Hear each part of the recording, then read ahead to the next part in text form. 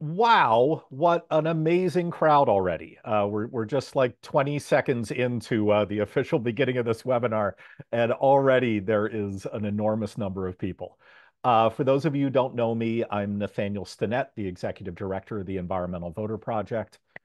This is the No Hot Takes election analysis webinar. I want to be very clear up front, if it wasn't already obvious from the title of this webinar, we are going to avoid easy narratives. I know there is a tendency when surprising things happen for us as a species to come up with a story that explains it all for us. But we're not going to do that. Instead, we're going to try to surface a lot of really hard questions so that we can actually get better rather than just feel better.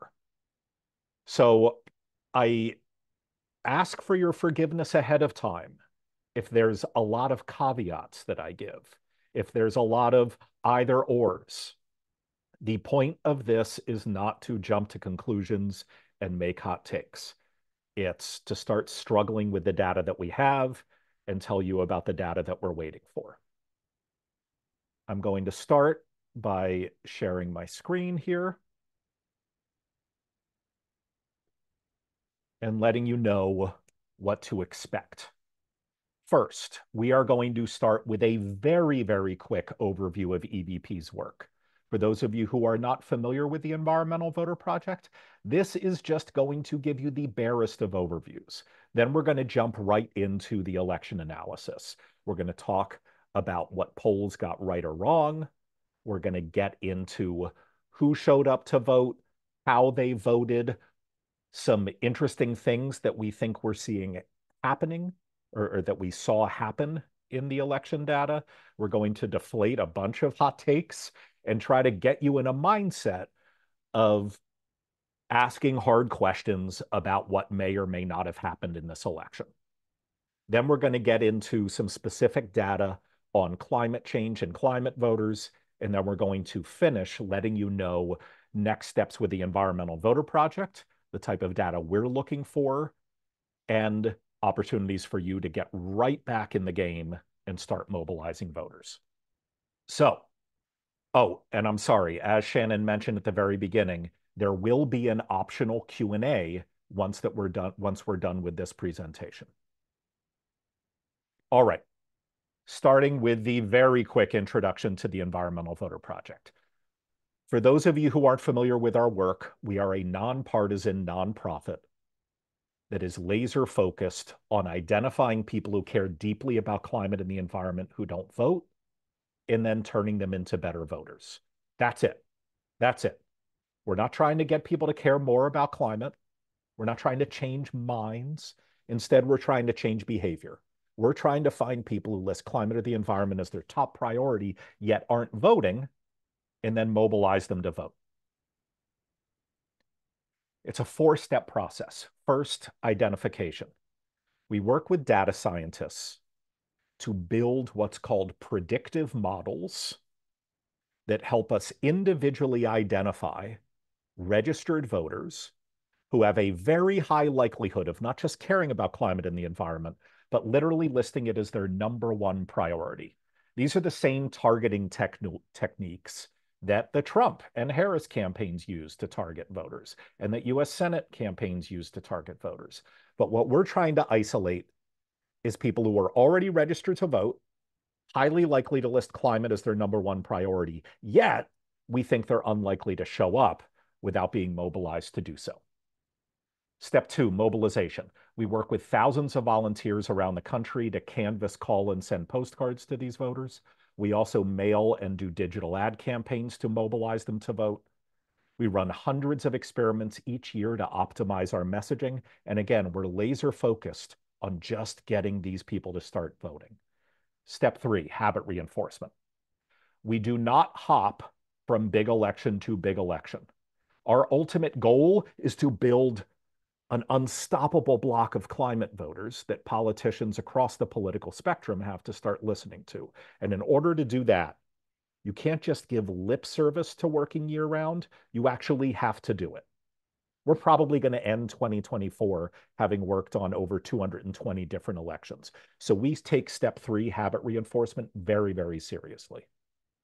Because again, ultimately our goal is step 4, to change the electorate. We know that politicians go where the votes are. And so it's incumbent upon us in the climate movement to dramatically increase the number of climate voters who are always showing up. We're currently active in 19 states. During this past presidential election, we were targeting 4.8 million of these already registered super environmentalists who were unlikely to vote. We measure our impact in 2 ways. One is through using randomized control trials. Very, very briefly, what that means is we set aside about 15% of our target universe in a control group and never talk to them. Then we actually communicate with and mobilize the remaining 85%.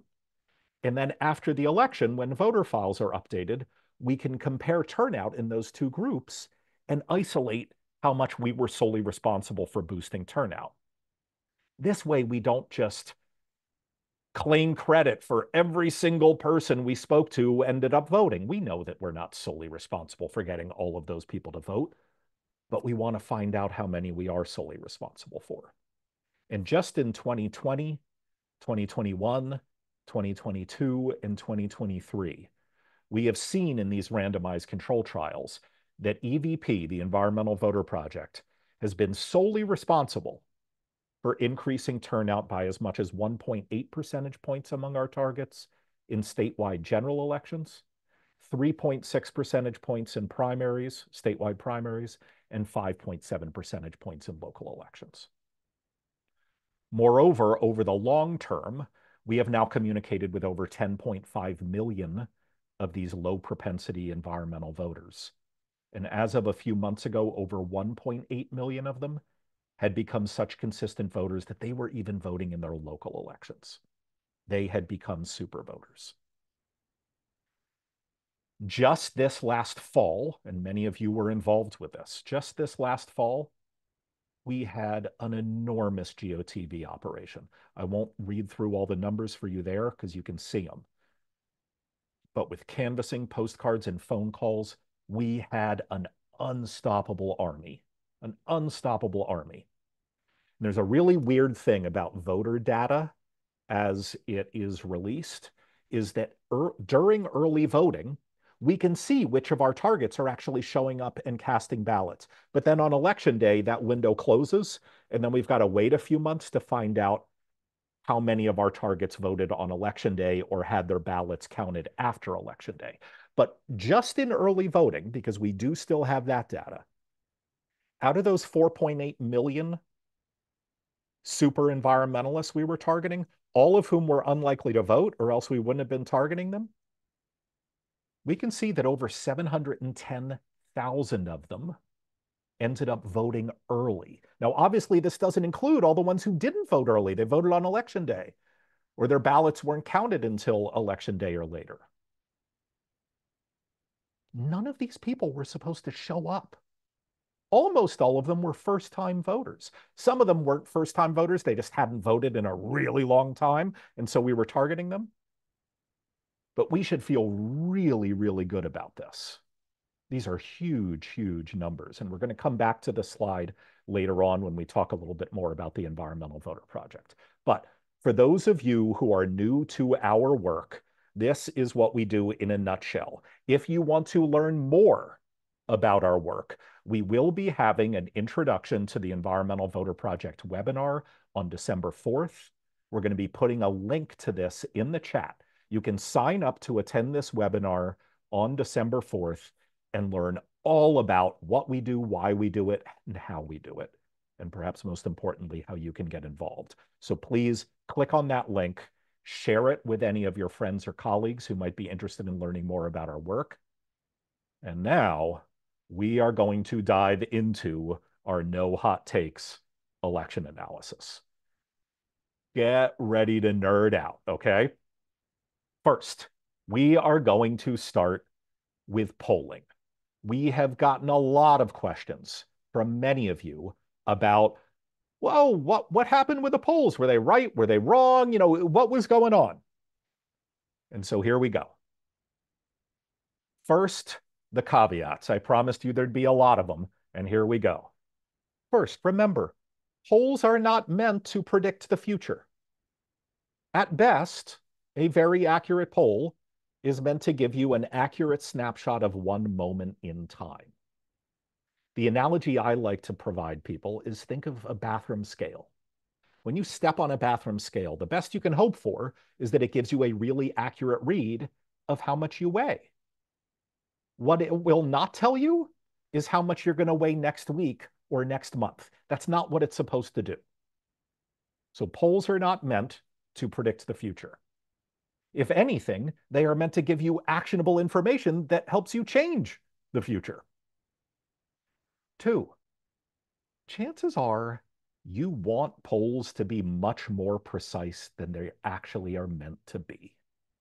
Again, think of the bathroom scale. You really don't expect your bathroom scale to give you your weight to like 2 or 3 decimal points. Well, similarly, polls are meant to be accurate, usually within 2 or 3 or 4 points, depending on how many people are surveyed and what the overall electorate is that they're trying to capture. They are not meant to give you such precision that within 1 or 2 percentage points, they're always right. 3, that presents us with a really weird thing, right? How do you even assess if a poll was accurate after the fact if polls weren't meant to be predictive, right? Is it even appropriate to look at what the ultimate results were to measure the accuracy of a poll? And I'm sorry to tie your brain into a knot here, but this is the difficulty when talking about whether polls were accurate or not. But let's jump into what we do have, the data that we do have. What we know is that in the 7 major battlegrounds, the polls were actually extraordinarily accurate. You can see what we have here is a margin of error, the state. Then we're going to list 2 polling average sites, 538.com and Real Clear Politics. What you have here is what the average of polls showed on election day before results rolled in. And then we have actual election results. And as you'll see here, the actual results were larger for Trump than the average of polls was on election day, but it's actually within the margin of error of the overwhelming majority of the polls that went into making those averages. Georgia, same thing, within the margin of error. Michigan, same thing. You're starting to see a trend here. The simple truth is that all of the averages of polls were actually pretty darn accurate. Were there some individual polls that were big outliers? Yes, but you would expect that. You would expect that. But what ended up happening wasn't that far off from what the polls or the averages of polls told us would happen. In fact, it was within the expected variation that we would look for in these polls. So, were the polls accurate? Again, it's even hard to measure something that is not meant to be predictive by looking at data that came down after the poll was fielded. But to the extent we can hazard a guess, at least in the 7 battleground states, they were fairly accurate. But as I said, we're not going to be given easy answers here. There are some things to still ask ourselves. First, this is now the 3rd presidential election in a row where the polls underestimated, or at least the average of polls was below the ultimate level of support for Donald Trump. Does that mean that the polls still undervalue Republican voters? The honest answer is we don't know. Maybe it does, maybe it doesn't. Or maybe pollsters fixed the issues from 2016 and 2020, And all of these results that are within the margin of error was just the outcome of a coin flip. It was just the outcome of a coin flip. We don't know that. We don't know that. But as we think about and as we talk about polls, because polls are an important tool, they help us figure out where to focus and what to focus on. And so we do want to make sure that they are accurate. I think we need to think about the following things. First, although these 7 battleground averages of poll all were within the margin of error, by and large, pollsters were correct that those 7 battlegrounds were going to be close, but they did miss some states. They didn't realize how close New Hampshire, New Jersey, and Virginia were going to be. New Jersey and Virginia were about as close as Arizona was. And New Hampshire, Harris only won New Hampshire by 2.8 percentage points. That's closer than Nevada, North Carolina, or Arizona were. And so there were some states that weren't even being considered battlegrounds that pollsters did miss.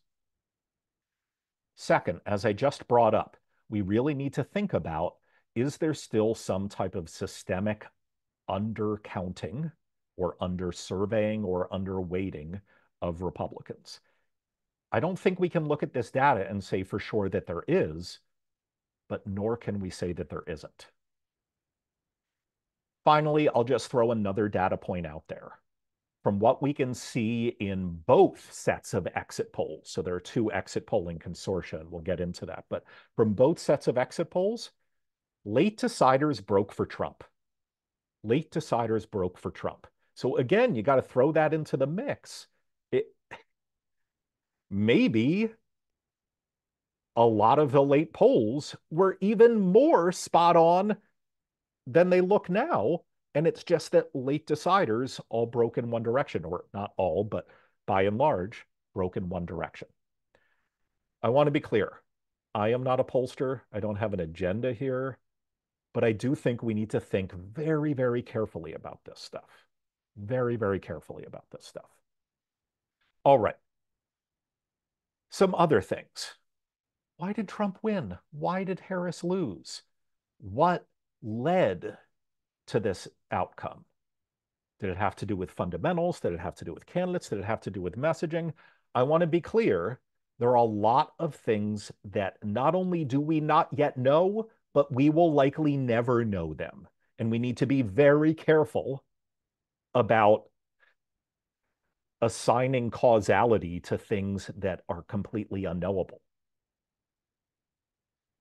The second thing to be careful of, or to be aware of, we will have a lot more interesting data over the next coming months.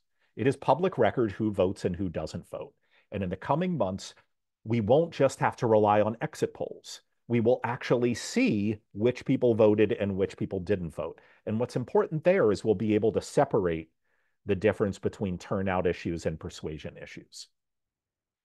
And finally, I will just reiterate, try to distrust these simple narratives. If we're really trying to do an autopsy here and figure out what went wrong, why it went wrong, with whom it went wrong, we need to try to stay away from these easy answers that make us feel good. All right. First things that I want to bring up. Arizona. We all know it as a battleground state, right?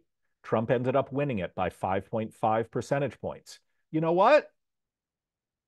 Harris only ended up winning Virginia and New Jersey by 5.5 percentage points. Actually, it's up to about 5.6, maybe 5.7 in New Jersey now. Whoa. This is just one way of showing that outside of the battleground states, at least the 7 ones that we were all thinking of, there was a pretty serious shift towards Trump. Another way of thinking about this is Harris won New York by 11.7 percentage points, at least as of now. There's still some ballots being counted. Trump won Florida by more. Let me put this another way. New York was closer than Florida was.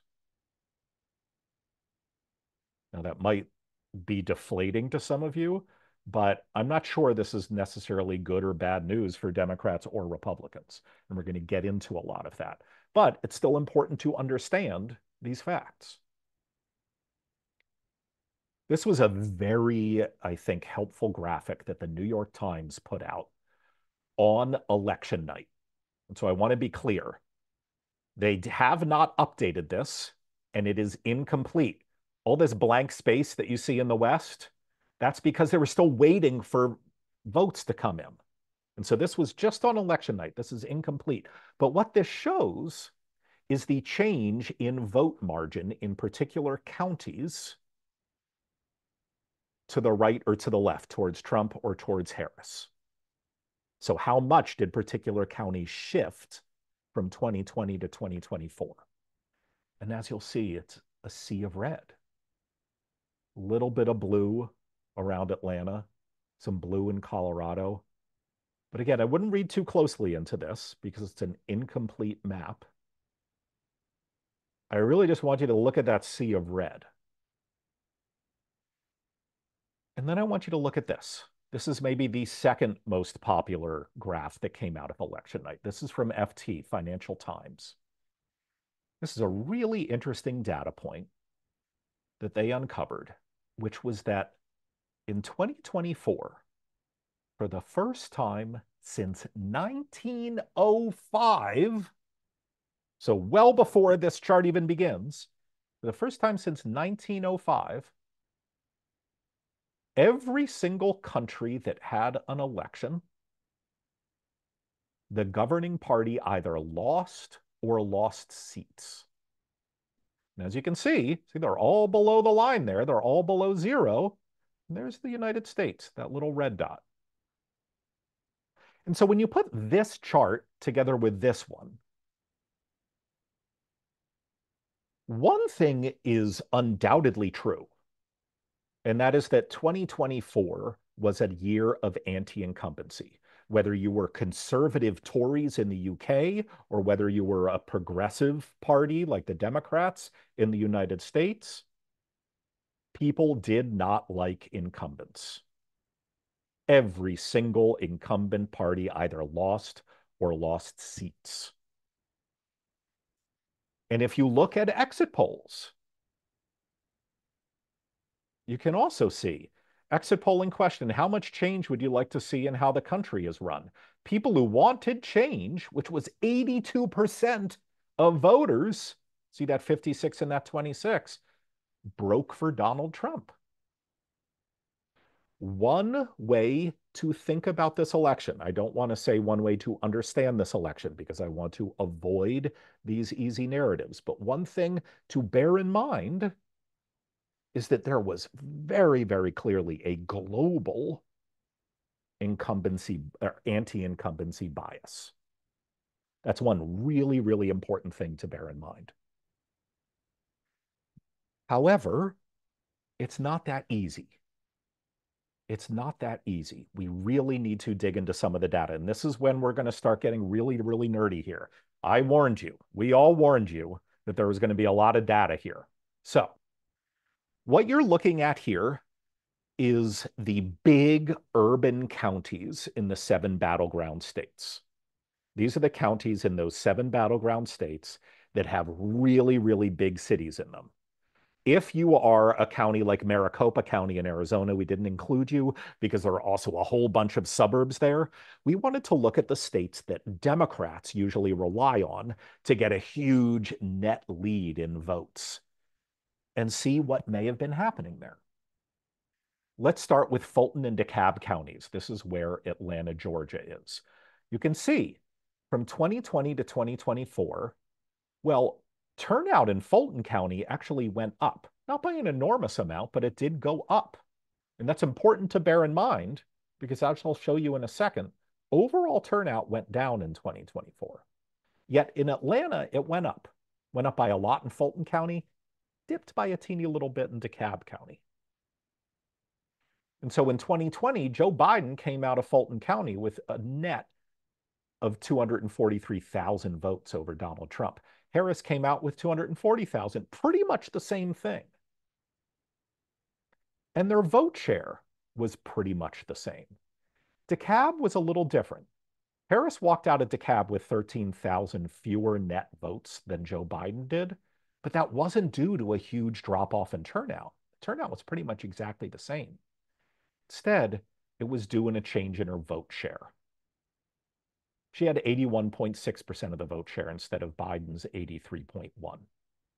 We won't know for sure until voter files are updated if what truly happened here was just the same people showed up to vote, but more of them supported Donald Trump than did 4 years ago. This is why voter files are so important, and we don't have the data yet. But one thing is pretty clear is that this wasn't a turnout problem. Could it have been just persuasion or a mixture of some people staying home and some people showing up? We don't know. That's what we need to be patient for. And I know we don't like being patient about this stuff. Okay, Wayne County, this is where Detroit is. Turnout went down, but not by an enormous amount. 7,000 votes, that's not a big number. But look at this. Whereas Biden walked out of Wayne County with a net 333,000 votes, Harris only walked out with a net of 250,000.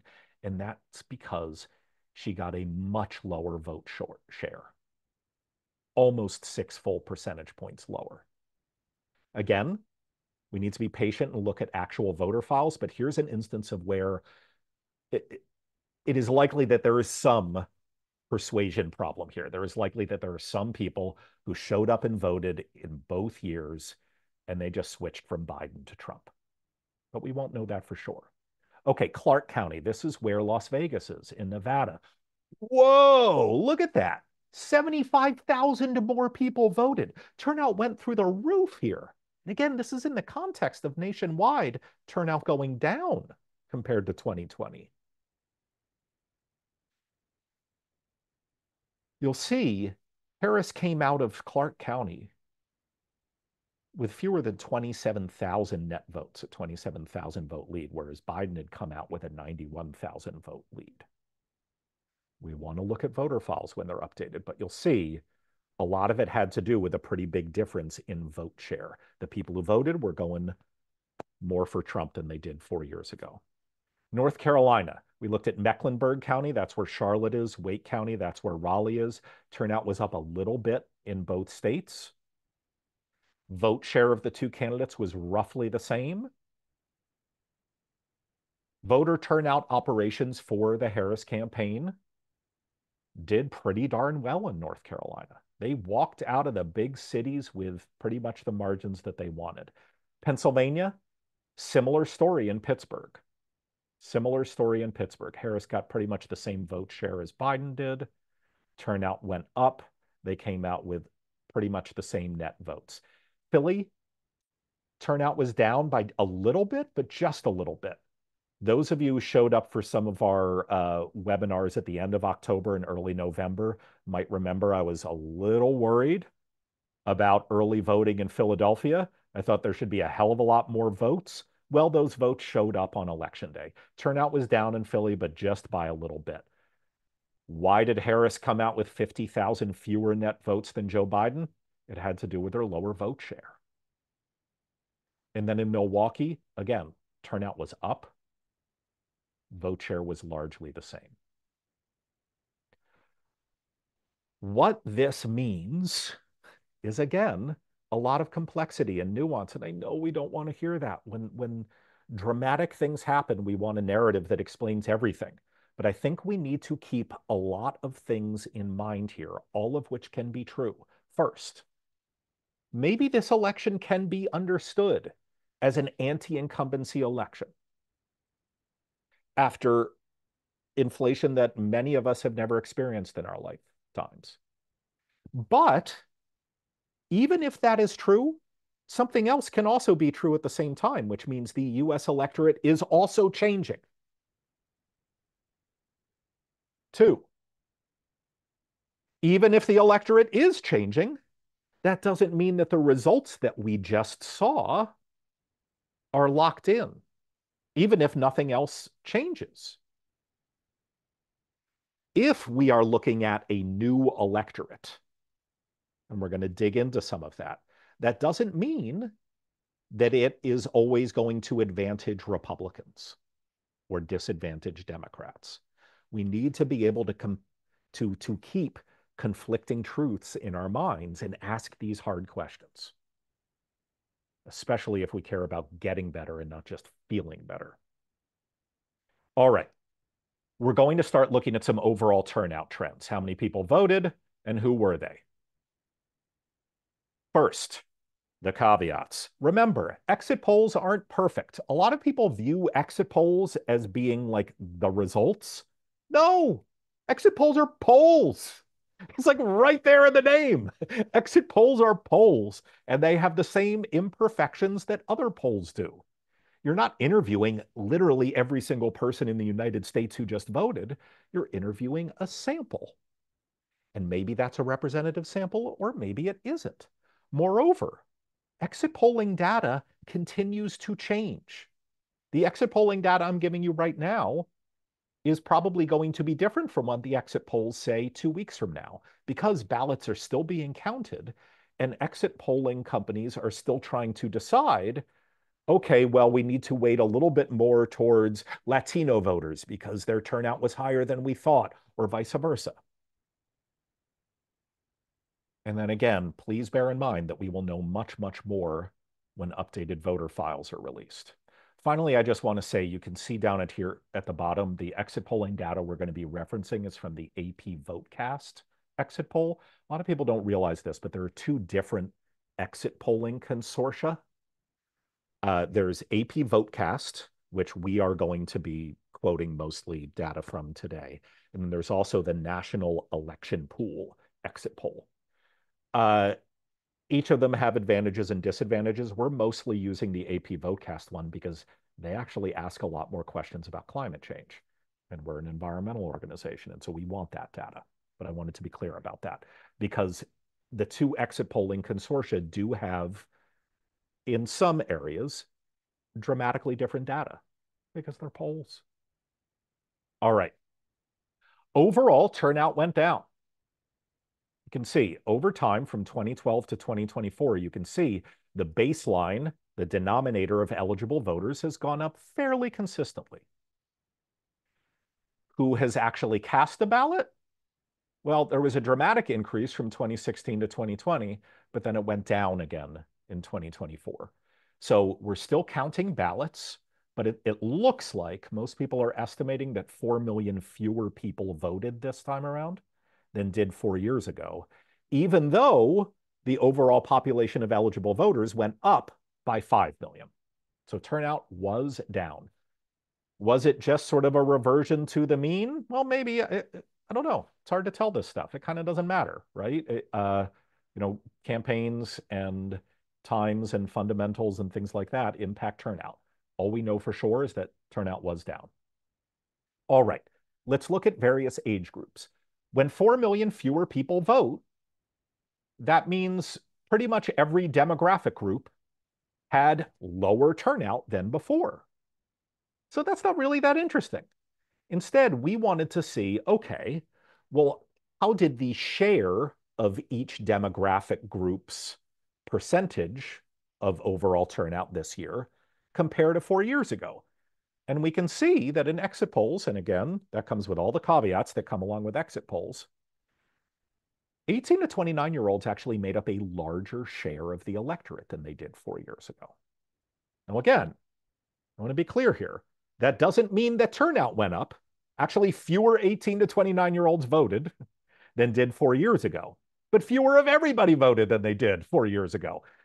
18 to 29-year-olds ended up making, we think, from exit polling data, a larger percentage of the electorate this time around.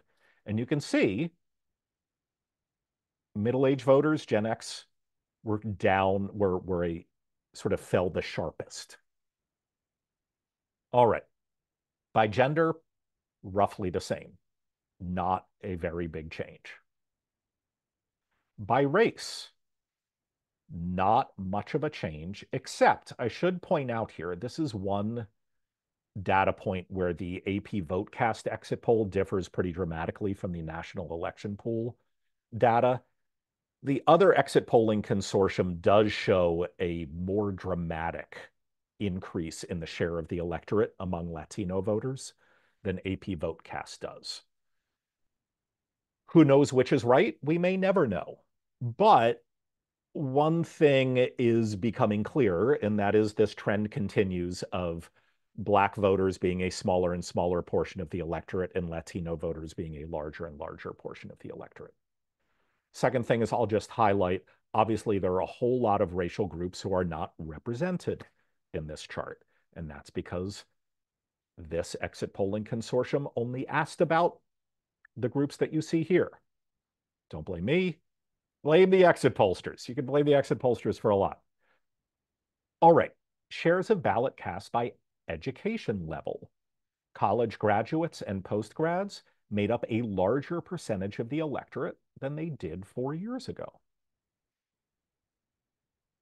All right. Now, how did those demographic groups vote?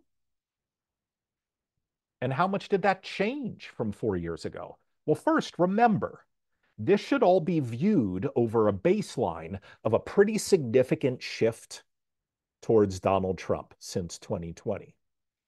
In fact, when we think about this baseline, I want you to keep the following things in your mind. In 2020, Biden won the popular vote by 4.4 percentage points. So far, there's still a few more ballots to be counted. In 2024, Donald Trump won by 1.7 percentage points. That means that over the past 4 years, there was an average national shift of 6.1 percentage points towards Donald Trump. So we need to think of that baseline in our heads when we start looking at different demographic groups and how much they changed or didn't change over the last 4 years. But before we start moving into that, I'm sorry, I can't help myself. I'm in the mood to deflate hot takes. I have heard a whole bunch of people talk about a landslide election here. 1.7 percentage points in the popular vote is so close. You want to know the last time there was a popular vote tally that was closer than that? It was 2020. Al Gore just barely beating George W. Bush in the popular vote. So Donald Trump's popular vote margin was closer than Biden's in 2020. It was closer than Trump's in 2016. If you're younger than 24 years old, you have never seen an election this close, at least as the popular vote goes. Moreover, if you are under the age of 56, the 2020 election is the only election that was closer than this in your entire lifetime.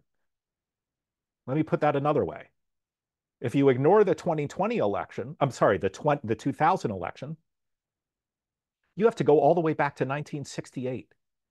Nixon just barely edging out Hubert Humphrey to find another election that was this close. This is a very, very close election. But as we look into how various demographic groups voted, let's keep this 6.1 percentage point shift in mind. Okay. First off, 18 to 29-year-olds gave Biden a 25 percentage point margin. That means Biden won 18 to 29-year-olds by 25 points. Harris won them by 4 points. So much, much more than that nationwide average of a 6.1 percentage point shift towards Trump. Huge, huge difference there. And look at 30 to 44-year-olds as well. Among older voters, well, Harris stayed even to where Biden was with people 65 and older. And with 45 to 64-year-olds, only lost ground by 3 percentage points. And so over a baseline of a 6.1 percentage point shift towards Donald Trump, Harris did pretty darn good, pretty darn well with older voters. Second thing I just want to highlight here is as this number gets close to zero here, we need to bear in mind, demography is no longer destiny in politics for most demographic groups.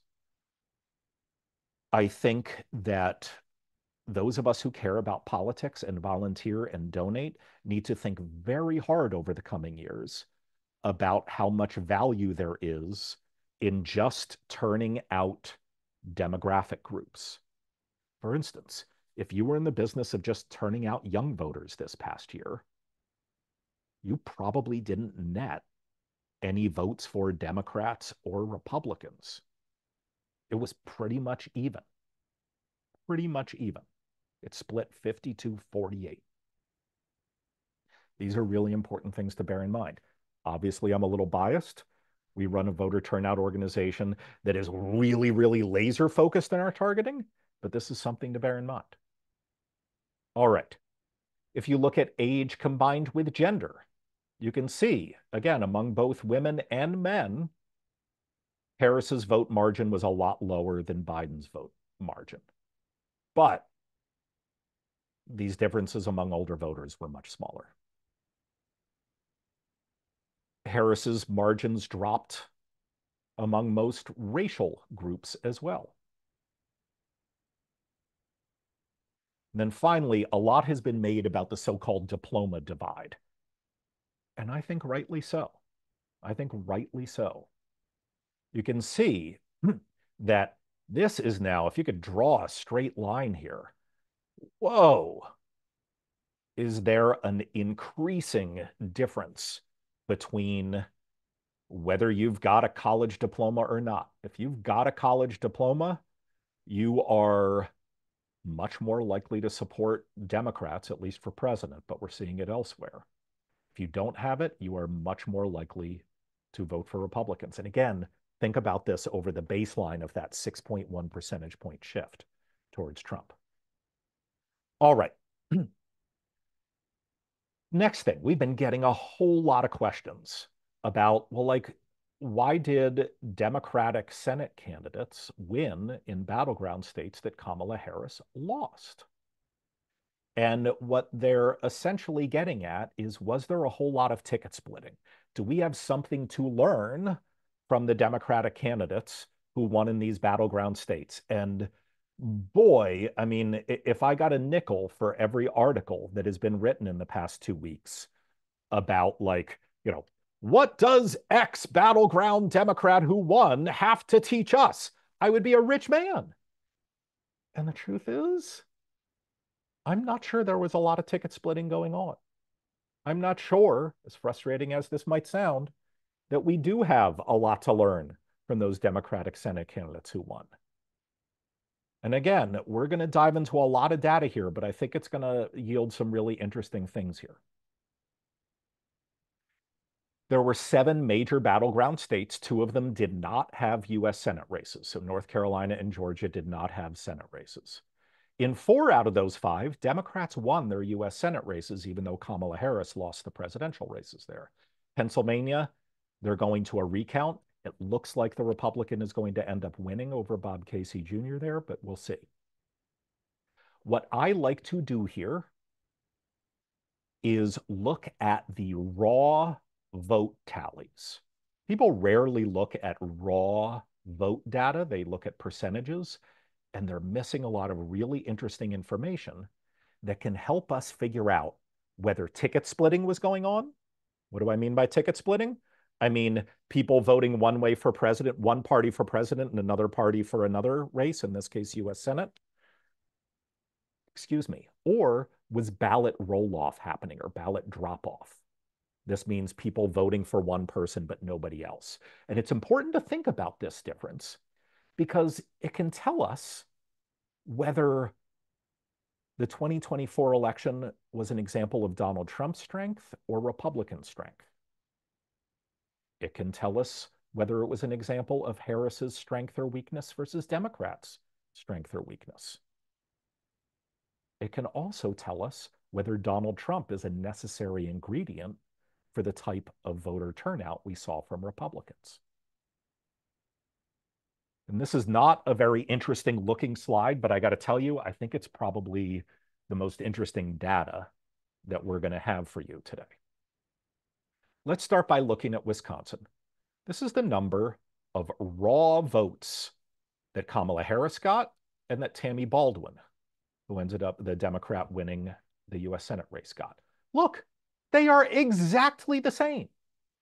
They are exactly the same. They got the same number of votes. So why did Donald Trump win? but also the Democrat Tammy Baldwin win? Well, because look at the Republican raw votes. There were 56,000 Wisconsinites who showed up to vote, voted for Donald Trump, and then left the rest blank. We think. Again, this is when updated voter files are going to be more determinative. But Hovde, the Republican U.S. Senate candidate, got almost 60,000 fewer votes than Donald Trump did. It is pretty clear here that there were a whole bunch of voters in Wisconsin who showed up, voted for Donald Trump, and then left without voting for other Republicans. It is very hard to look at this data and say that there was ticket splitting going on, that there were people voting for Donald Trump and voting for Tammy Baldwin. Could some of it have happened? Yes, and we'll know more when voter files are updated. But this looks a lot more like ballot drop-off or ballot roll-off to me. Nevada, same story. Jackie Rosen and Kamala Harris got pretty much the same number of votes, but holy moly, there was a 75,000 vote drop-off between Trump and Sam Brown, the Republican U.S. Senate candidate. Again, likely ballot roll-off here, not ticket splitting. Same thing in Michigan. Kamala Harris got almost, 25,000 more votes than Alyssa Slotkin did. So why did Kamala Harris lose and Alyssa Slotkin win? Well, because there were 120,000 Michiganders who voted for Donald Trump but didn't vote for Rogers. Pennsylvania, again, doesn't look like ticket splitting here. It looks like huge, huge drop-off among Republican voters. But Arizona is different. Arizona is the one state out of these five where I think you can make a compelling argument that there was serious ticket splitting going on. Because look, Ruben Gallego got 90,000 more votes than Kamala Harris did. Yes, there was still a whole lot of drop-off from Donald Trump to Kari Lake. A whole lot of drop-off. But there was almost certainly some ticket splitting going on here as well. Okay, so what do we mean by this? Why is this important? Well, one way to think about this is let's just imagine, and this is a weird hypothetical, but let's just imagine that Kamala Harris wasn't running against Donald Trump. She was running against one of these Republican U.S. Senate candidates. Well, she would have won 4 out of these 5 battleground states, would have won the election. Now, I'm not claiming that that actually would have happened. Obviously, when you have different candidates, you have different campaigns. Maybe there were a whole lot of Republicans who would have then voted for the Republican because it wasn't Donald Trump. But this just highlights to you how there was probably very little ticket splitting going on here, and it was mostly just ballot drop-off from Republicans, at least in those first 4 states. Okay, so what should we take away from something like this? Well, first of all, what's the Trump factor here? Does a MAGA majority only exist when Donald Trump is on the ballot? Are there a whole lot of Trump voters out there who only show up if Donald Trump is on the ballot? And then when they do show up, they only vote for Donald Trump and blank the rest? We don't know. We don't know. But it certainly looks possible, perhaps even likely. But why was Arizona different? We should try to find out, was Harris uniquely unpopular in Arizona? Was Gallego uniquely strong? Does it have to do with Gallego being Latino in a heavily Latino state? We don't know, but it's certainly worth digging into. And then finally, I think both parties are going to be scrambling to figure out who were these Trump drop-off voters? Like literally, who are they as individuals, but also what do they care about? What are their views? Because these Trump drop-off voters in battleground states were determinative, period. No doubt about it. All right, now we're going to get into climate voters and climate messaging. We have about 10 or 11 minutes left, and then we'll have the optional Q&A. How did climate change play a role in this election? Well, first off, it remained largely popular. Again, we're looking at AP VoteCast exit polling data, and you'll see 55% of people who actually voted said they still think it's better for us to focus on expanding alternative energy, such as solar and wind. And maybe you want that spread to be larger. I certainly would as well.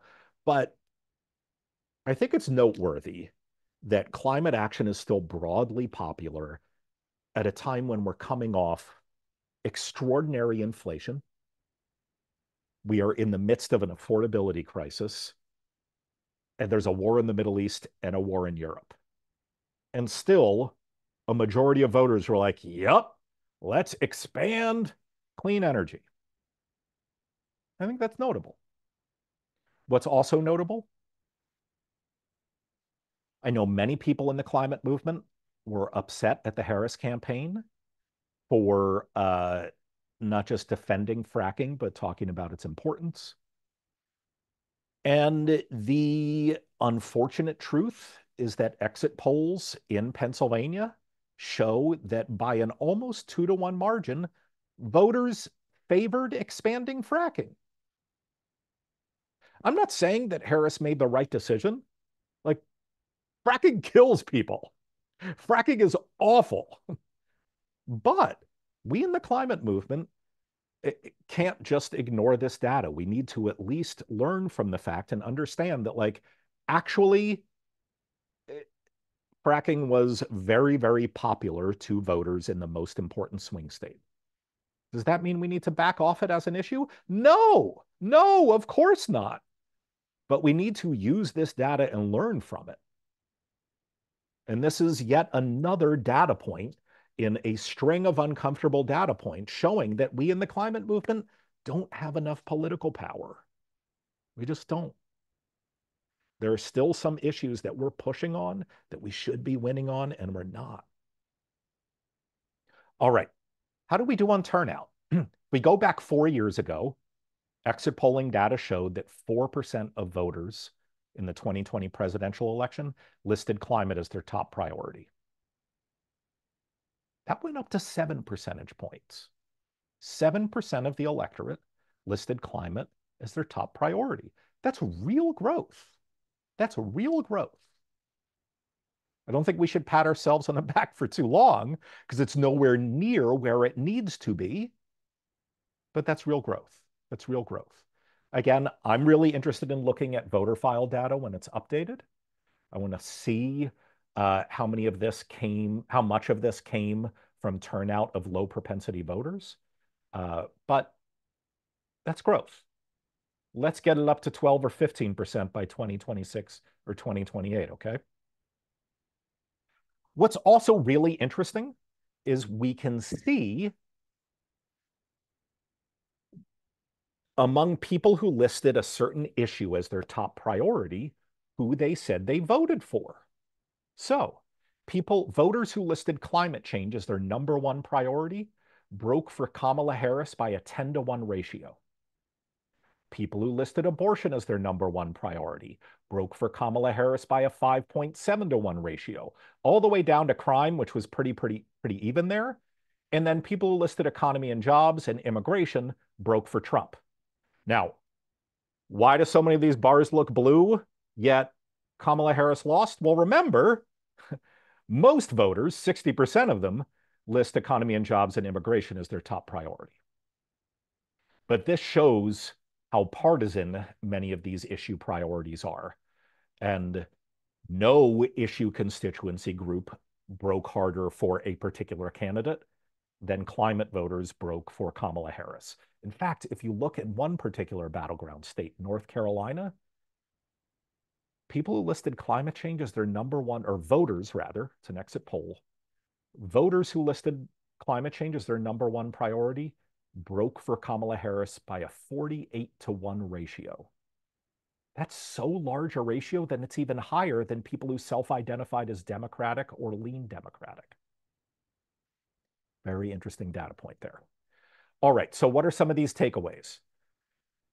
First, climate leadership is still broadly popular, but we need to do a lot of persuasion research. The Environmental Voter Project doesn't do persuasion research, but we need to be mindful of the fact that even the Democratic candidate was saying some pretty friendly things about fracking in Pennsylvania, and it probably wasn't politically stupid for her to be doing so. And we need to confront that and deal with it and figure out a better way to talk about this stuff. We did see electoral growth. The number of climate first voters continues to grow. It's good news, but boy, does it need to grow a lot faster than it is, because we still do not have enough political power. We still do not have enough political power. All right, moving forward, what do EVP's plans look like, and how can you continue to make a difference? As we said the day after the election, we made three promises to you in a statement that we put out in an e-blast. First, brutal, honest analysis. We are dedicated to being effective rather than just seeming to be effective. And so we have run randomized control trials to test what our actual impact was on turnout. We will be releasing those results to you, but because we are so focused on this brutal, honest analysis, we have to wait a few months for voter files to be updated and then release that stuff to you.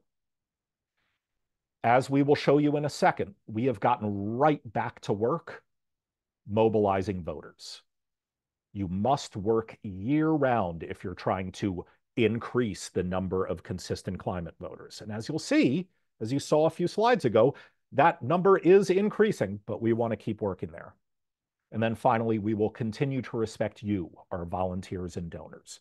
We know that you expect results for your time and money. And so we are going to continue briefing you on all of our results, good and bad, so you can see what you're getting for your time and money. Finally, I want to go, or not finally, we've got a few more slides. I want to go back to the slide that we showed earlier. What we do know, this is very incomplete data, but what we do know is that of the 4.8 million unlikely to vote super environmentalists who we were targeting across 19 states, almost 711,000 of them voted early. We still don't know how many voted on election day, but 711,000 voted early. As a reminder, none of these people were supposed to vote, or else we wouldn't have been targeting them. And just one interesting little nugget, in Nevada, the 27,000 of our targets who voted early, well, that's larger than Jackie Rosen's margin of victory in the US Senate race, the Democratic incumbent. These are not small numbers of first-time climate voters who many of you helped get to the polls. All right, so what's next for us? We have already gotten right back on the horse, phone banking, and we're going to be running digital ad campaigns to mobilize voters. You'll be able to see what those upcoming elections and opportunities are in a second. We are already researching possible expansion states. We're doing a 50 state research project, and we're going to look whether we should contract or expand or stay the same. We are building brand new voter targeting models, which will be internally and externally validated. In January, we're going to start canvassing and postcarding again, and then we will probably have enough updated voter file data by February and March to start releasing randomized control trial results then. One thing that I want to stress about why it's important to get right back in the game mobilizing voters is if you just look at the last 3 years, and if you look at the first 6 months of those years, so just the winter and spring of 2022, 23, and 24, at our randomized control trial results that show our increase in turnout, you can see we get amazing results in the beginning of these years. It's the easiest time to turn non-voters into new voters, particularly in odd years when so few people turn out to vote in odd year early elections.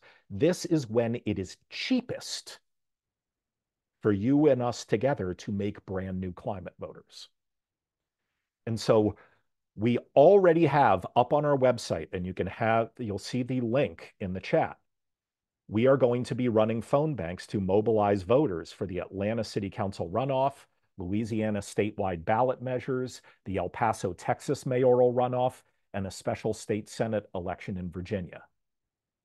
And you can see we already have 8 phone banks scheduled on our site, and we would love to have you sign up for them.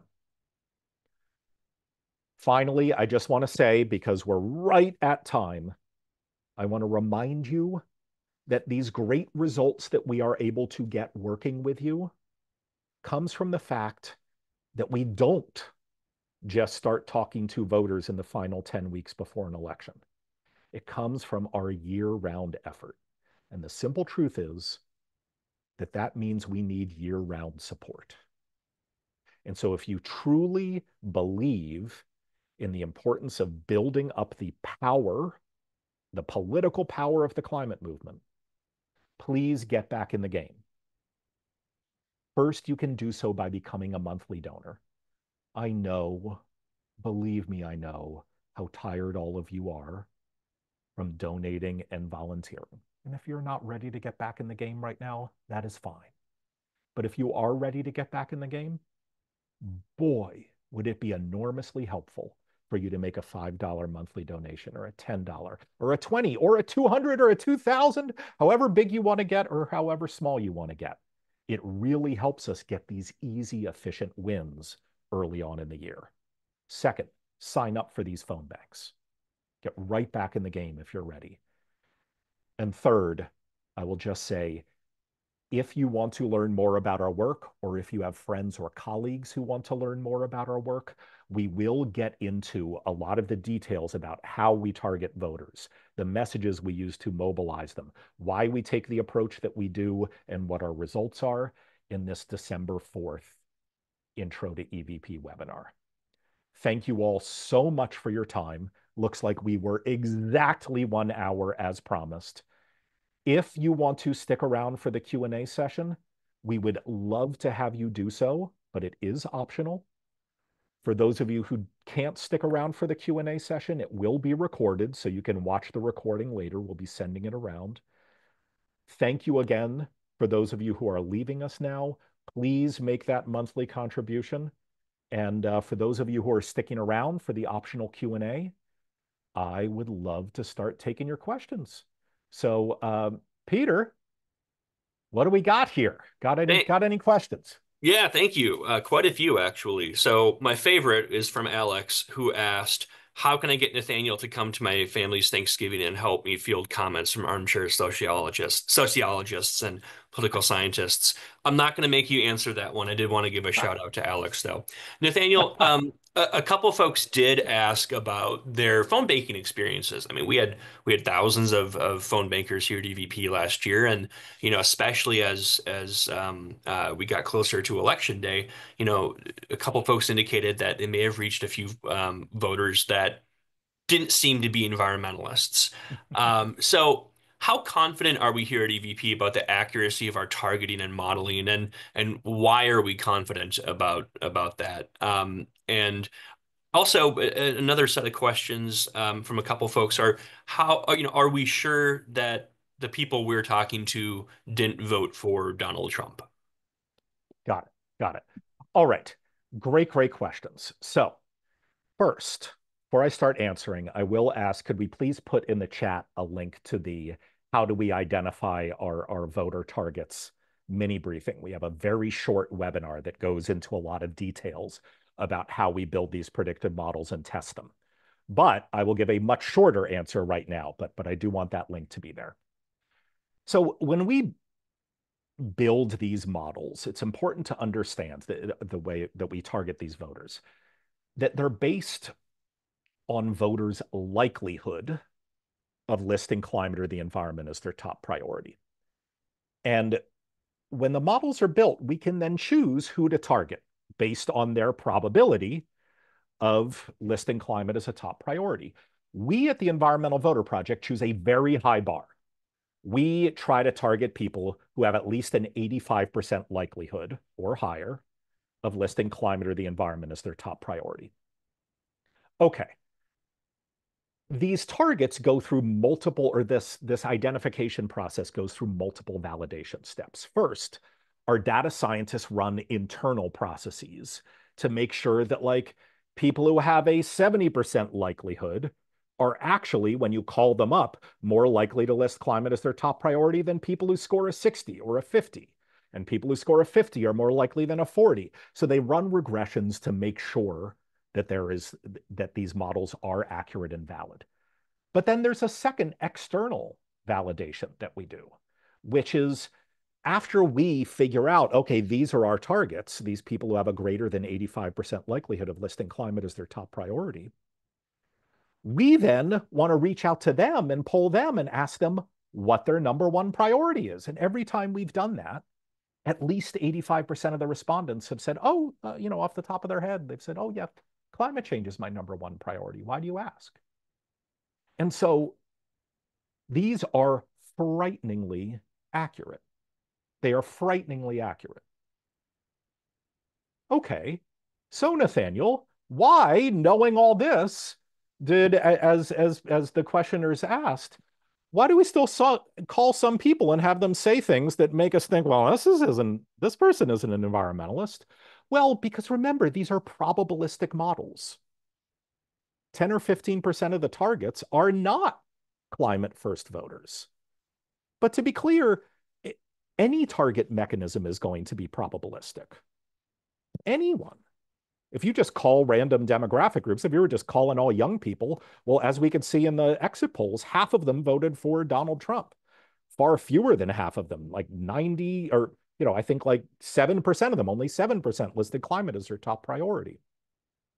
Moreover, even if you target based on party affiliation, which we can't do because we're a nonprofit, but oftentimes you are not going to get people who are voting the way that you want them to, as was shown by that exit polling data. So I want to be very clear that this is a probabilistic model. We obviously did not interview every single American, but we are very confident in their accuracy. At least 85% of the respondents don't just care about climate and the environment, but literally listed as their number one priority. Finally, I just want to say, bear response bias in mind. People who are angry provocateurs are more likely than others to to talk back to you if you are a caller. Uh, all right, to get to the second part of the question, do we know who these people were voting for? Uh, no, but nobody knows who anybody is voting for. Not the Harris campaign, not the Trump campaign. Nobody knows that. But as you can see from that exit polling data that we showed, it is clear that people who listed climate and the environment as their number one priority broke harder for Kamala Harris than any other issue constituency group. In fact, in some states, they even broke harder for Kamala Harris than registered Democrats did. But I want to be clear, we are a nonpartisan organization. We are not weeding out people who we think might vote for another candidate. We are legally not permitted to do that, nor would we want to do that. But this target population of people who are very highly likely to list climate and the environment as their top priority, at least in this election that we just had, they broke harder for Kamala Harris than any group you can find. Final thing I'll just say, I realized I've said final thing a few times, is we are going to be rebuilding all of these models from scratch starting in about a month, because we want to make sure that they're not just accurate, but that they are fresh and accurate. So very, very good questions. Very, very good questions. Oh no, and I didn't answer one part of it. How do we know that they are making an impact? If someone could share in the link to our reports and studies tab on our website, you will find reports there from our randomized control trial showing how much various interventions increase turnout. We know that these calls using this script have in the past, I think it was an experiment that we ran for a Texas statewide primary in either 22 or 23, increased turnout 1.1 percentage points over our control group, which is a pretty big impact in this business. So yeah, we know they work. Thank you, Nathaniel. So, it wouldn't be an EVP webinar if we didn't have questions around the potential expansion that you've already mentioned, specific to Wisconsin and Michigan. So, hoping you can talk just for another minute or so about, why we target the states that we're in, and what exactly might be going on next year for this potential expansion. Yeah, yeah, great questions. So let me answer the second part first. So why we target the states that we're in, and then we can go on to sort of the criteria that we're looking at for expansion. We use three criteria when it comes to determining where we work. First, where is there a disproportionately large population of non-voting environmentalists? We need to have a lot of targets in order to make an impact. If there are 20 non-voting environmentalists in Idaho and we get them all to start voting, well, who cares? That's not going to change anything. It's not going to change policymaking at any level of government. So we want to make sure that we can have an impact. And the best way that we can make sure that we can have a long-term impact on the electorate is to go into a state where there are lots of non-voting environmentalists. Second criteria, no matter how clever and optimized our messaging is, and it is clever and it is optimized and we get great results, the truth is nothing is as powerful as repetition.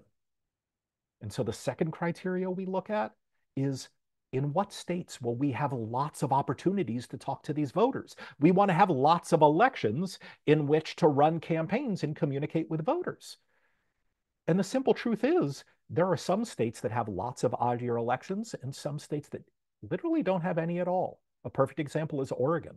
There are lots of non-voting environmentalists in Oregon, but they've gotten rid of all their odd year elections, which is, I don't know, it's good for like good government purposes. It means lots of people end up voting for like city council, but it's bad if you're in the behavior change business like we are, because that means we can only talk to our target voters twice every 2 years. Whereas in a state like Georgia, where they have odd year elections, also everything goes to a runoff. Like sometimes we can talk to our targets 7, 8 times in 1 year. Third criteria we bear in mind when choosing where to work is we don't just want to have an impact on the federal level. We also want to have an impact on state and local policymaking. A perfect example is when we expanded into New York 4 years ago, people were like, are you out of your mind? When is New York important for the presidential election or for Congress or for this, that, or the other thing? Well, surprise, surprise. In 2022, New York pretty much decided control of the US House of Representatives. It ended up being very important. In 2021, or maybe it was 2023, they passed a statewide ballot measure giving people the individual right to clean air, clean water, and a healthy environment. Coming up in 5, 6 months, there's going to be a New York City mayoral election, and probably a very competitive one. And I would argue that whoever the next mayor of New York City will be at least has the opportunity to be one of the most important climate policy leaders on earth. And so, yeah, these state and local considerations are very important. So those are the three criteria we use. Looking at those three criteria, whenever we've done those analyses, Michigan and Wisconsin haven't made the cut, not because they're not politically important, but because there are very few non-voting environmentalists. And our approach has always been, we want to be brutally honest with ourselves and with our donors and our volunteers. And I would never claim to you not to get involved in Michigan or Wisconsin. Dear God, please get involved in Michigan and Wisconsin. But what I would claim is that you shouldn't be supporting the Environmental Voter Project there. At least up till now, we are not an organization that could make a comparatively large impact there. And we only want to be in places where we can have a huge impact, because our volunteers should expect that of us, our donors should expect that of us, and quite frankly, we expect it of ourselves. None of us would be doing this unless we wanted to have a really big impact. All right, looking forward, we are, as we speak, researching all 50 states, looking at a whole bunch of polling data, but especially predictive modeling data. And we are going to reanalyze all 50 states based on those three criteria. We may decide that we want to expand into Wisconsin or Michigan or many states, or maybe no states whatsoever. We may also decide to contract and stop working in particular states. We don't know. But I can promise you that the decision will be made on those three factors. Where is there a disproportionately large population of non-voting environmentalists? Where are there lots of elections so that we can have an opportunity to talk to those people a whole bunch? And where is there potential to really, really move the political policy dial on climate change at both at the federal, state, and local level? Very, very good question. So, a disproportionate number of folks seem to be pretty revved up for next steps. And you know, a lot of folks are asking not only about what they can do here at EVP, and I know you've already gone over a lot of that, and we have a lot more to come, but also what other organizations you might recommend them participating in. So these are folks who are interested in issues around, you know, having a healthy democracy and making sure that we have free and fair elections going forward, around environmental policy, around environmental lobbying. What would you recommend, Nathaniel? All right, I'm just writing all these down. Okay, so as far as healthy democracy and free and fair elections, uh, there are by and large two avenues. There is the lawmaking approach and there is the litigation approach. I expect not that much to happen at the federal level when it comes to the lawmaking approach, uh, and to a lesser extent at the state and local level on the lawmaking approach, although it might happen. But I do expect a decent amount to happen uh, in litigation. And even if you're not a litigator, even if you're not a lawyer, there are some pro-democracy litigation shops that do extraordinarily good research and litigation work who can use your volunteer efforts and your donations. The ones that immediately come to mind, the Brennan Center for Justice, it's affiliated with NYU and NYU Law School, but Brennan Center for Justice does extraordinary work, not only on the research side, figuring out where are there various forms of voter suppression, but also on the litigation side. ACLU also does extraordinary work on a lot of this stuff. NAACP does a lot of work on this. Um, as far as on the environmental policy lobbying and lobbying stuff, the first thing I would suggest to you is, and this would be too long a list for me to mention, but get involved with local and state environmental lobbying. There is a whole lot of room for growth looking at your local organizations.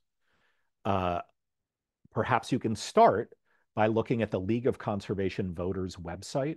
They have a tab for their state affiliates. And their state affiliates do a lot of good political work, but also a lot of good lobbying work.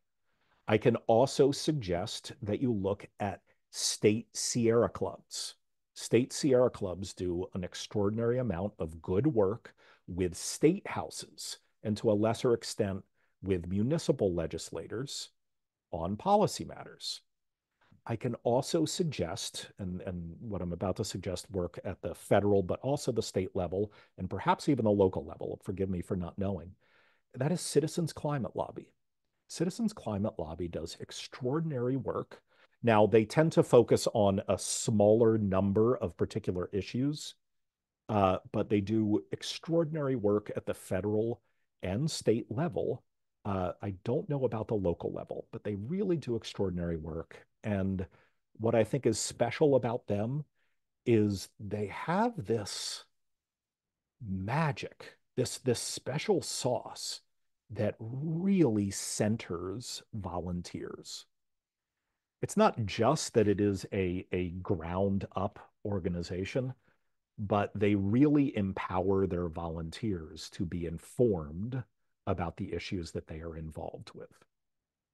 Uh, and then finally, I want to add two more things that weren't part of the question, but I may as well throw them in as well because they are important avenues for change in the coming years.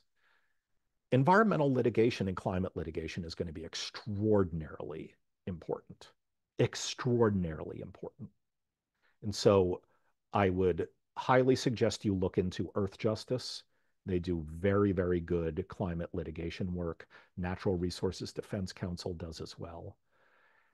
And then I would also suggest it, mass communications and protests and mass movements are important. Obviously, the Environmental Voter Project takes a very different, nerdy, politically focused approach. But there's a lot of very good social science research out there showing that even if there are groups like, say, Extinction Rebellion or Sunrise Movement that do things that are broadly unpopular, they widen the Overton window and they make more room for other avenues of political change. And so they're very, very important parts of the climate ecosystem. And I can really strongly encourage you to get involved there as well if you have a desire to do so. But I'm going to bring it back home to the Environmental Voter Project. And I am going to say, many of you have probably heard me say this before, but it's true. Nothing motivates a politician more than the prospect of winning or losing elections. And so it always, policy making always comes down to how much political power does the climate movement have in each election. It always comes down to that.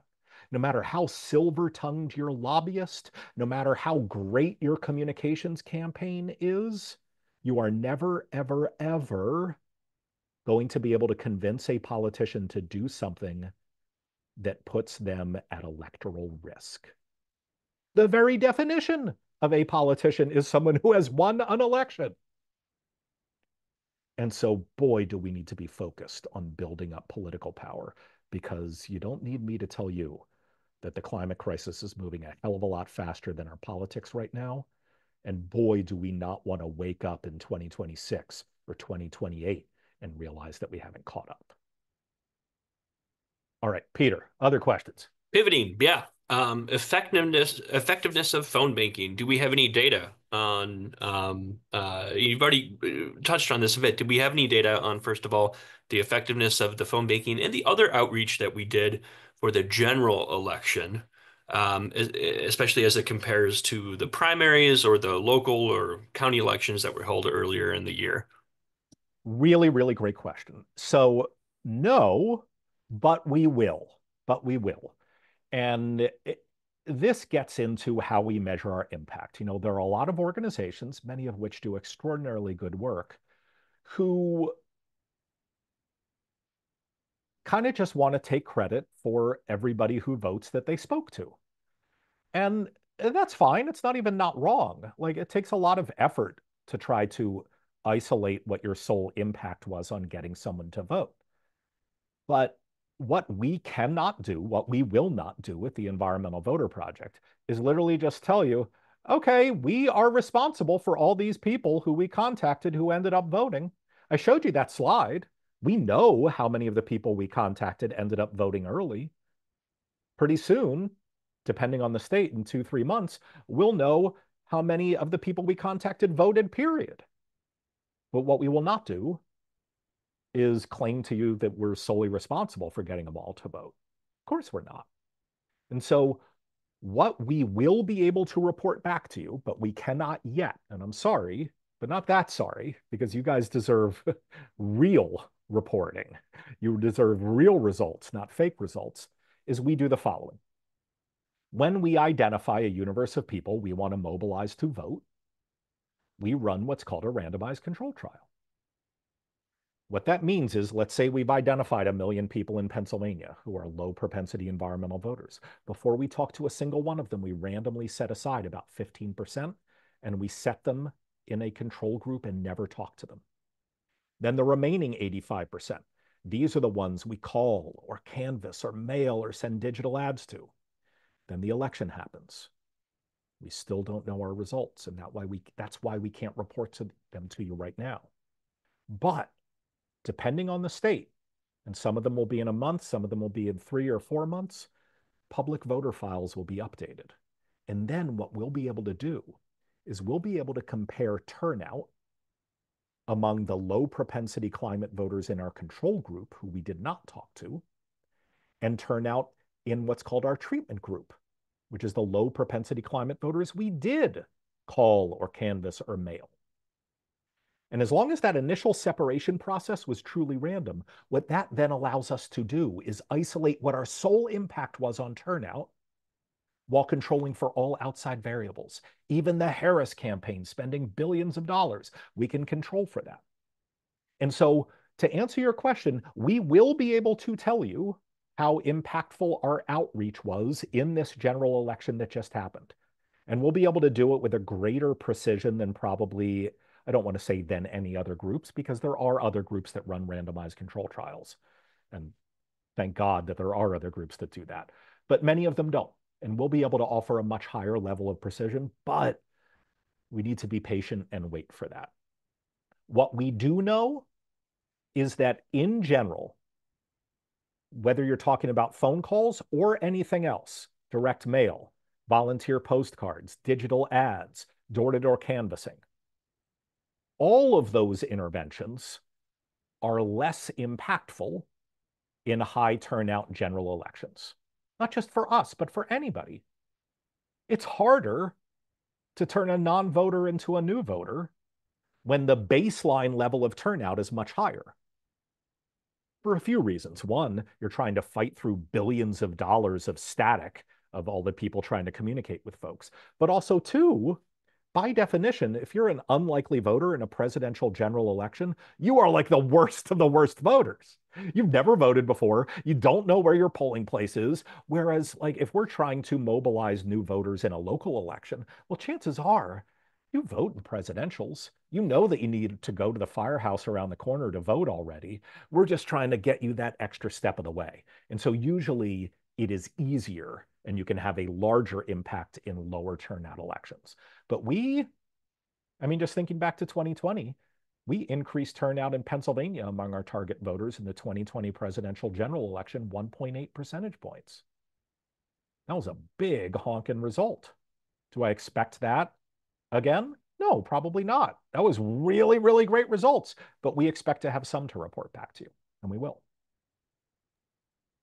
All right. So, Nathaniel, there have been a couple questions around the kind of fragmented information ecosystem that especially in this election is evolving to a point where we don't really know, some folks don't know how to effectively communicate with especially younger voters. So first of all, just more generally, how do we break through this tangled web of chaos and effectively communicate with younger voters, but also what specifically is EVP doing to communicate with these younger voters, who, by the way, are part of a very good webinar that Nathaniel led earlier in the year. So check that out if you haven't already. Thank you. Thank you. Let's put a link to that webinar. Um, okay, so first a few things to recognize. In the spirit of continuing to deflate hot takes, boy, do I love deflating hot takes. First, I would just suggest to you, it looks like, and exit polling data is still being refined, it looks like young people made up a larger portion of the electorate than they did in 2020. Yes, turnout was down among young voters, but turnout was down among all voters. But although I agree with the underlying assumption of the question that there is a much more fragmented media ecosystem, and so it's a lot harder to reach younger voters, I would not go a step further and assume that reaching younger voters was a failure of the 2024 election, whether you're talking about a particular campaign or a particular organization, because they actually made up a larger percentage of the electorate than in 2020. All right. That being said, I always have to have the caveats. A few things. We at the Environmental Voter Project certainly have noticed that yes, there are some media through which we have a harder time increasing turnout among younger voters. And it's the stuff that would be obvious to you, right? Our direct mail does a hell of a lot better with older people than it does with younger people. Surprise, surprise. You don't need to have like a PhD in behavioral science to have guessed that, right? Digital ads tend to do much better with younger people than with older people. And so there are some very basic things like that. However, there is, I think, a broader thing that we need to start understanding. And this was not data that I included because as it was, the webinar went an hour before we even started the Q&A. But in the national election pool exit poll, so not the AP Votecast exit poll, but the national election pool exit poll, there was some data showing that there was an enormous divide between people who consumed political content and news and people who didn't.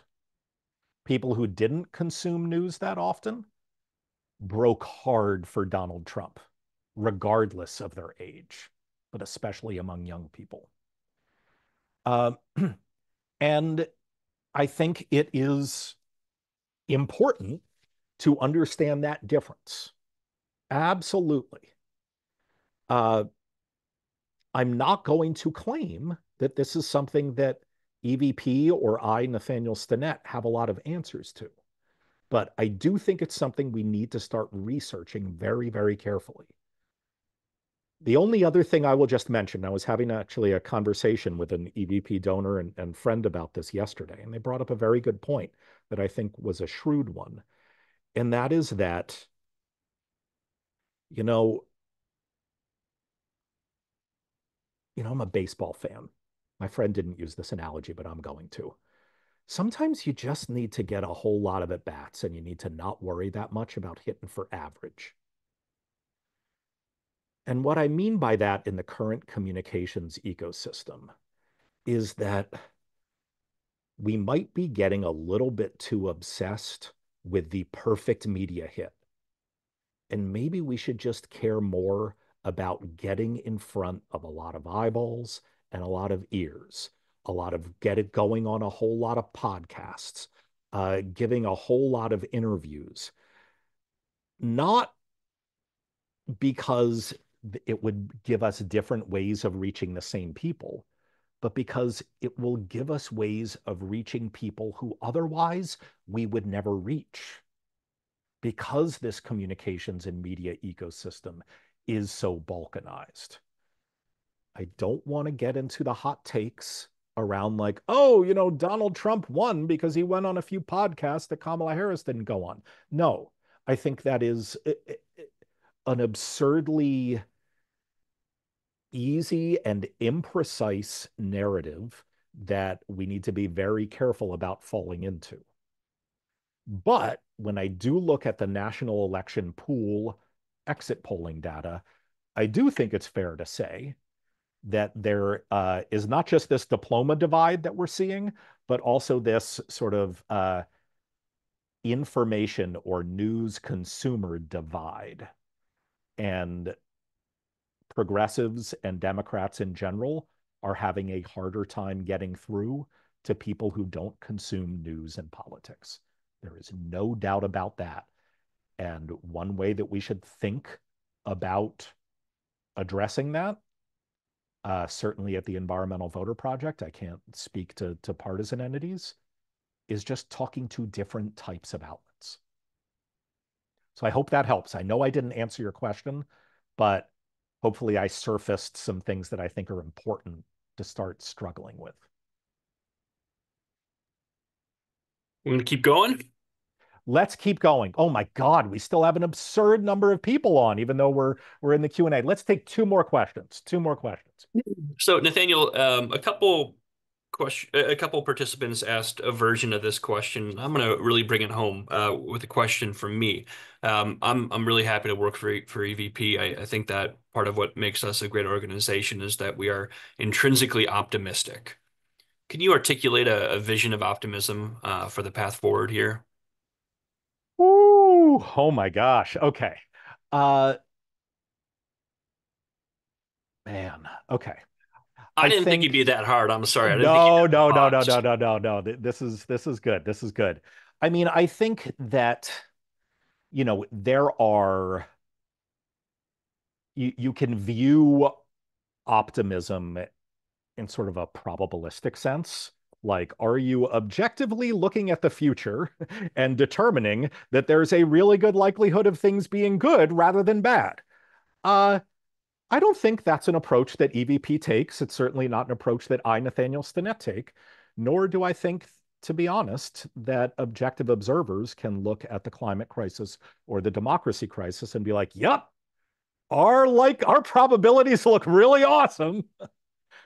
But if instead you view optimism as where you put your attention, what you choose to focus on, choosing to focus on opportunities rather than difficulties, yeah, that is absolutely something that EVP believes in, and absolutely something that I believe in.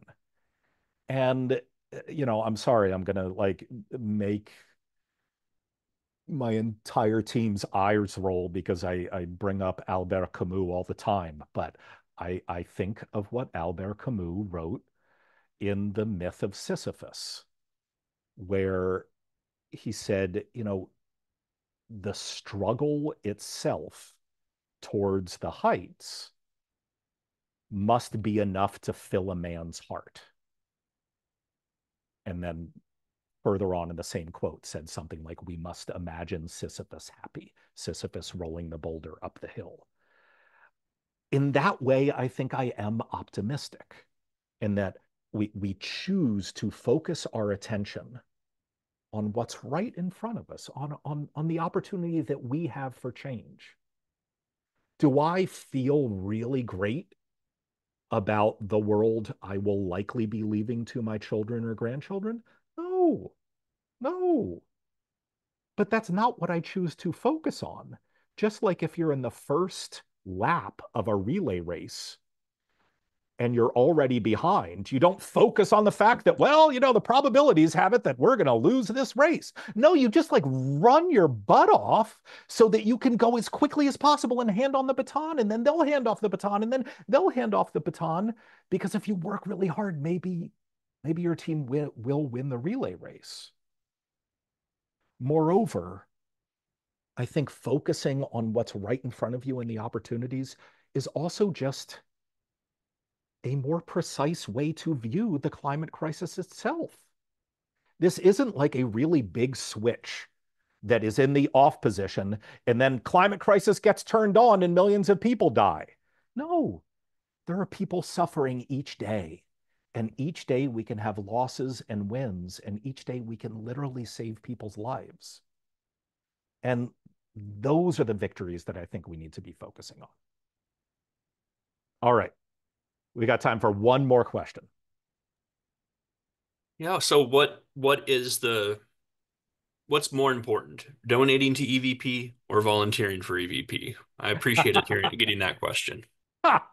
Yes. Yes. Last question is that no. So they are both crucially important.